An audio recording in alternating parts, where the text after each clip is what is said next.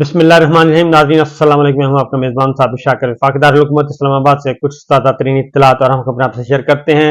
पाकिस्तान के सियासी मंजरनामे का ज़रा जायज़ा लेते हैं कि हो क्या रहा है, और बहुत सारी चीज़ों का हमें इल्म है, क्योंकि अब तो इतना शऊर आ चुका है कि बच्चा बच्चा ये जानता है कि इस वक्त पाकिस्तान की सियासत का मरकज़ महवर कौन है, और उस मरकज़ महवर को ख़त्म करने के लिए क्या क्या हरबे इस्तेमाल किए जा रहे हैं, और वो हरबे किस तरीके से नाकाम हो रहे हैं। बहरहाल खबरों की तरफ आते हैं।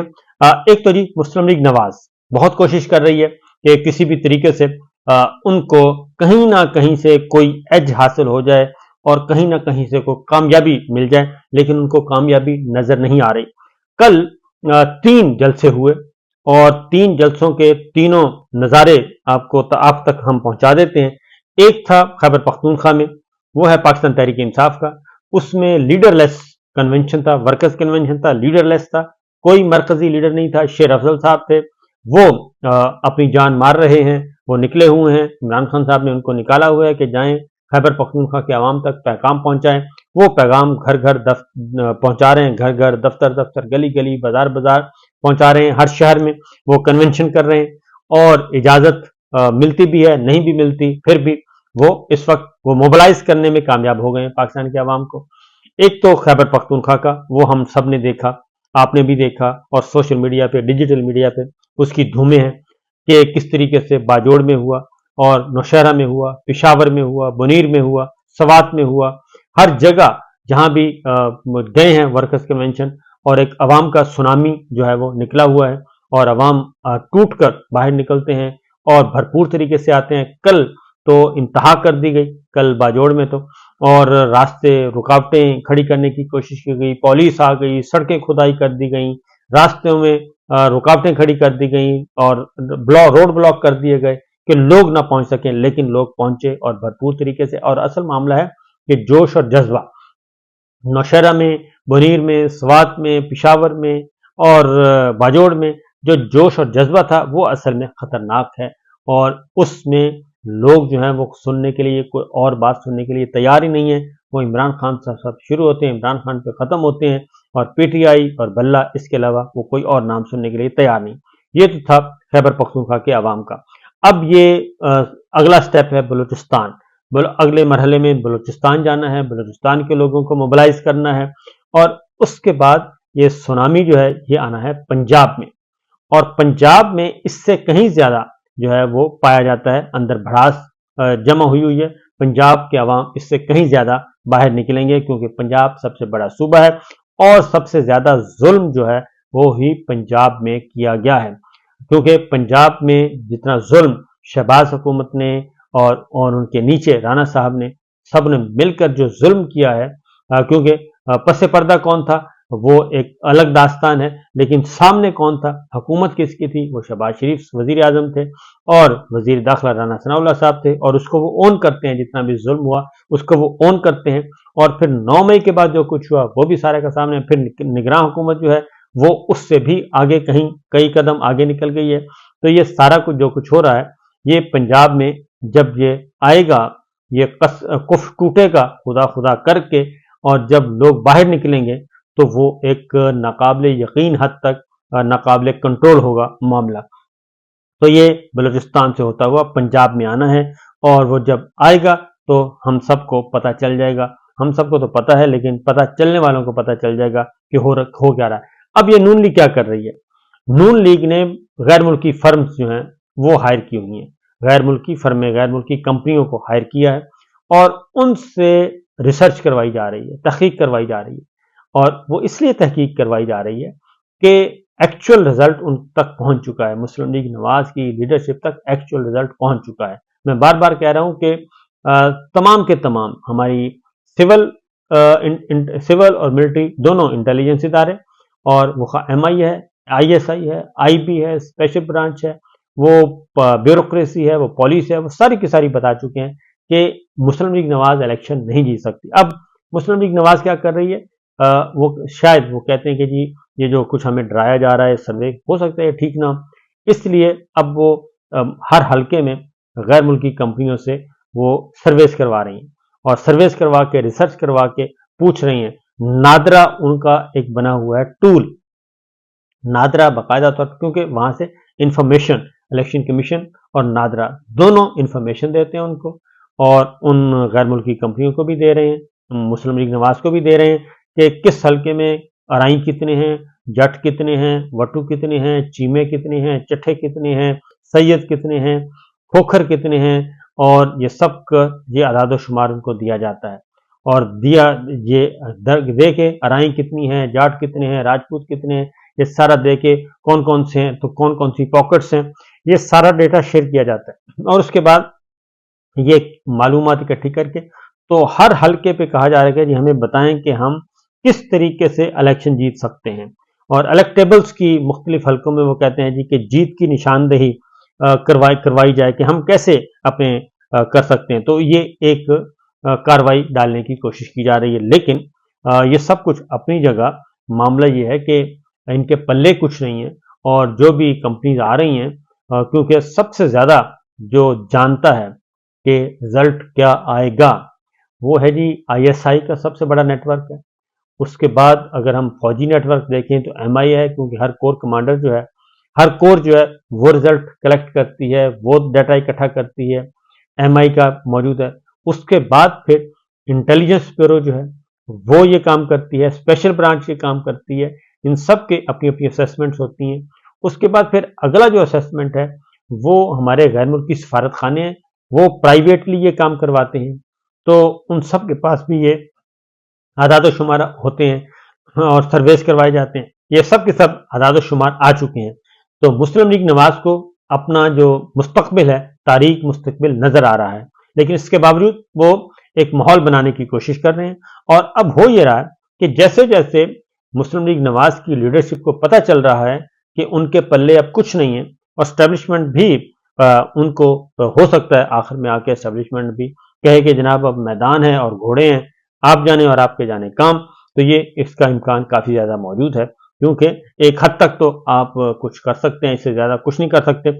इसलिए कल जो जलसा मैंने आपको एक तो पाकिस्तान तहरीक इंसाफ का दिखाया, उसके बाद दूसरा था बिलावल भुट्टो का। जी बिलावल भुट्टो का जो जलसा था वो भी एक सौ जलसा था।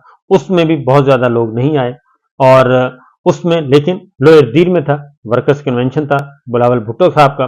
लेकिन उसमें उन्होंने खास तौर पे जो गुफ्तगू की वो सारी की मुस्लिम लीग नवाज के बारे में, और उन्होंने कहा कि चौथी बार सेलेक्ट करवाने की कोशिश कर रहे हैं नवाज शरीफ साहब, लाडले जो हैं, और वो अवाम बजाय इसके कि वोट की ताकत और अवाम की ताकत और जमहूरियत का सहारा लें, उनके बजाय उन्होंने कहा कि 3 दफा पहले सेलेक्ट हो चुके हैं मियां साहब, अब चौथी दफा वो सेलेक्ट होने की कोशिश कर रहे हैं, और वो चाहते हैं कि जनाब हम आए। तो उन्होंने एस्टेब्लिशमेंट को पहले ही बता दिया, और ये बात उनकी सही है।